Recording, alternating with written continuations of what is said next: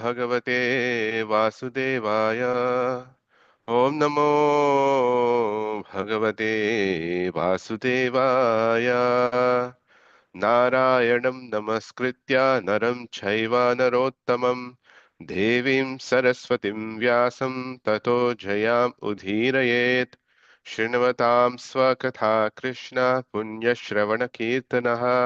हृदयन्तस्थो हि अभद्राणि विधुनोति सुहृत्सताम्। नष्टप्रायेषु अभद्रेषु नित्यं भागवत सेवया Bhagwati उत्तमश्लोके भक्तिर्भवति नैष्ठिकी. So today we're going to read from Canto 4, The Creation of Fourth Order, Chapter 19, verse 12 and 13. Chapter 19 is titled as King Prithu's 100 Hot Sacrifices. Verse 12.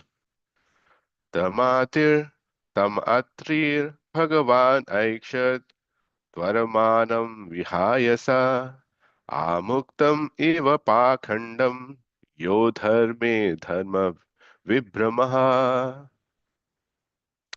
Translation and purport by His Divine Grace A.C. Bhaktivedanta Swami Srila Prabhupada ki jai. When King Indra was taking away the horse, he dressed himself to appear as a liberated person. Actually, this dress was a form of cheating, for it falsely created an impression of religion. When Indra went into outer space in this way, the great sage Atri saw him and understood the whole situation. Purport. The word Pakhanda used in this verse is sometimes pronounced as Pashanda. Both of these words indicate an impostor who presents himself as a very religious person but in actuality is sinful.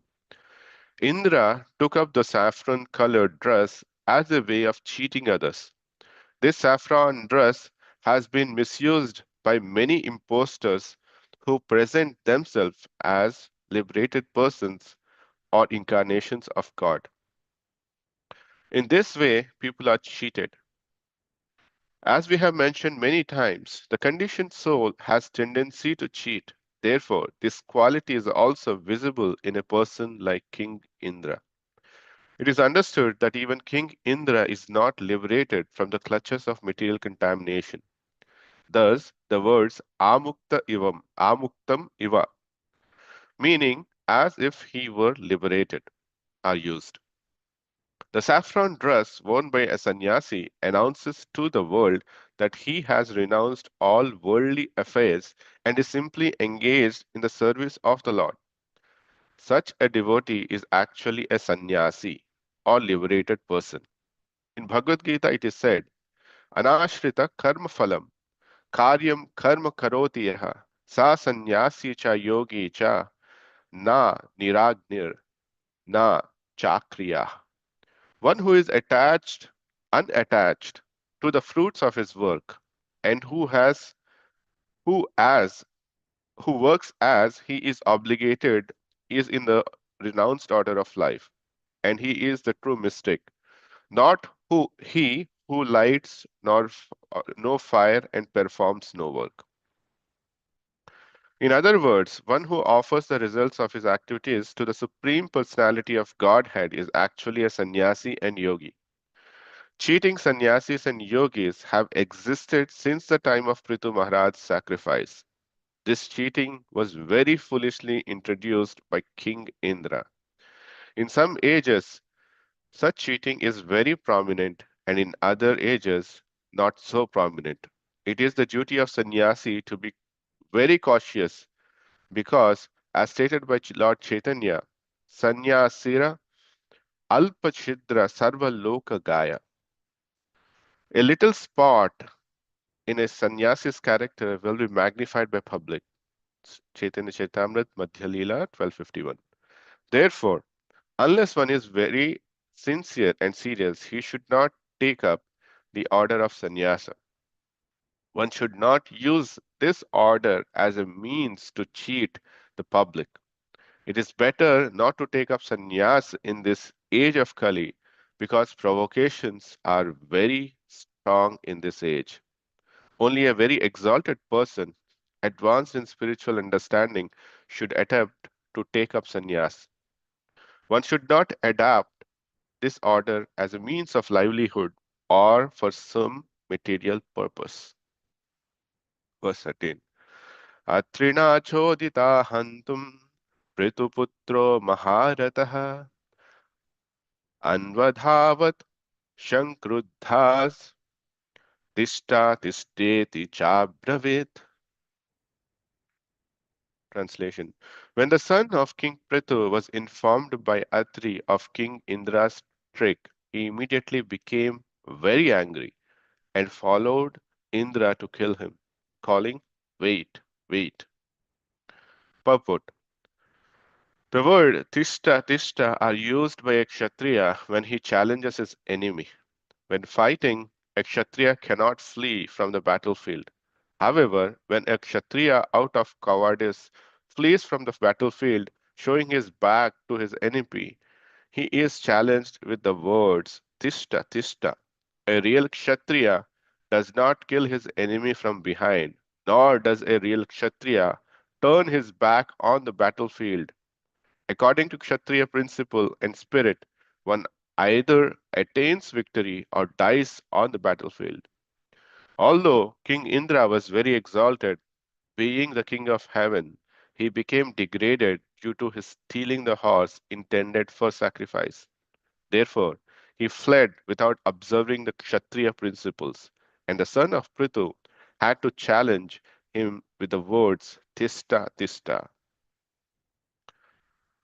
ॐ अज्ञानतिमिरान्धस्य ज्ञानाञ्जनशलाकया चक्षुरुन्मिलितं येन तस्मै श्रीगुरवे नमः मूकं करोति वाचालं पङ्गुं लङ्घायते गिरिं यत्कृपातवहं वन्दे श्रीगुरून् दीनतारिणम् नमां विष्णुपादाय कृष्णपृष्ठाय भूतले श्रीमते भक्तिवेदान्त स्वामिनिति नामिने नमस्ते सारस्वते देवे गौरवाणी प्रचारिणे निर्विशेषा शून्यवादी पाश्चात्यदेशतारिणे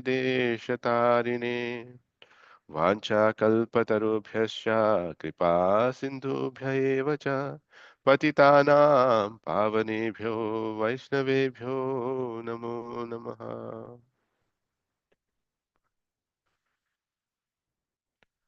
So I would like to seek blessings from all the Vaishnavas. Please empower me so that I can correctly present this topic, and also it can purify my mind and heart as well as to the listeners. So I collected few points from the class given by His Holiness Nav Yogendra Swami Maharaj in December 2006 at LA. So as we can see, in this chapter, Maitreya Rishi continues the story of Maharaj Prithu. And in this story especially, the topic is about the Ashwamedha sacrifice of Maharaj Prithu. And so as we can see in these two shlokas, it shows the material world, power of material world to capture us all and engrasp in the three modes of material nature. And that way, we don't get away this material world. So you can see the more and more we are advanced, the more and more we we are insecure, right? So as we all know, in this material world, we are all doing acts for survival. And when we see a competitor, we can take our the material pravritti can take in different forms of cheating to an extent to do any obnoxious act. So you can see here, what about the case of Lord Indra, who has all the material opulences? He is the highest in terms of the material opulences, right? Even Lord Indra is also envious, is also greedy, and he is also insecure. He want to keep his position.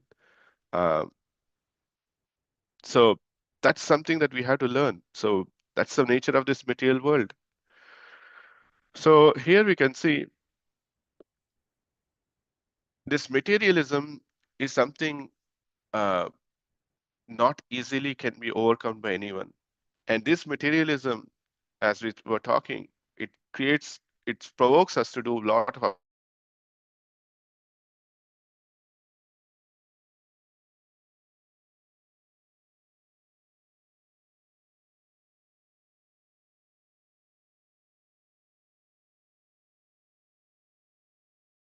The practical solution is given by uh, Rupa Goswami, Nectar of Instruction, the second verse.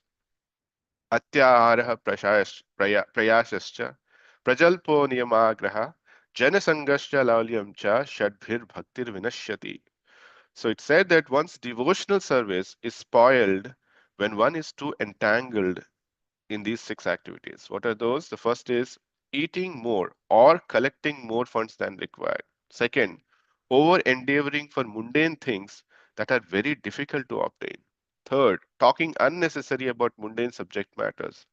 Fourth, practicing spiritual rules and regulations only for the sake of following them, not for the sake of spiritual advancement, or rejecting the rules and regulations of the scriptures and working independently or whimsically.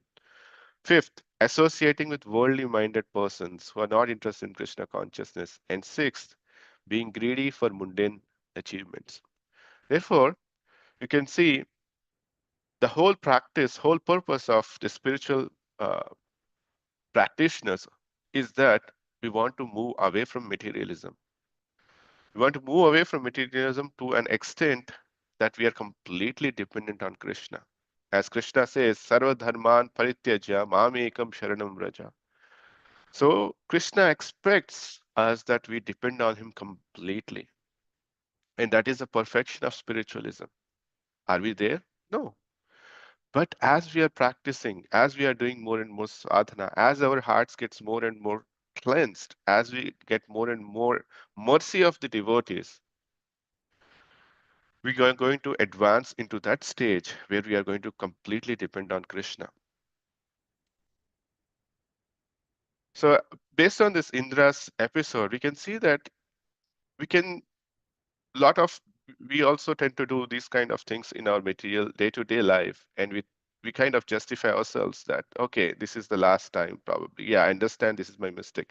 It's not that Indra doesn't know this is wrong, but Indra is not able to control because of his attachment to the bhoga pravritti. And we see again and again in the case of Indra that he repeats these incidents, right? Here uh, he stole the horse of King Prithu, so that in afraid that King Prithu would take over the his Indra position, right? And previously, he also sent Menaka to disturb the meditation of uh, f- phasing out Samitra. Vishwamitra Muni, right? Vishwamitra Muni. So these things doesn't stop. Like this is something to analyze with the material world. Nothing is going to stop. Is like this is the final time. As and more we feed our greed, we feed our enviousness, it increases more and more. So so what's the solution? We just talked about nectar of instruction too. The other thing is to look at the mercy of the Lord.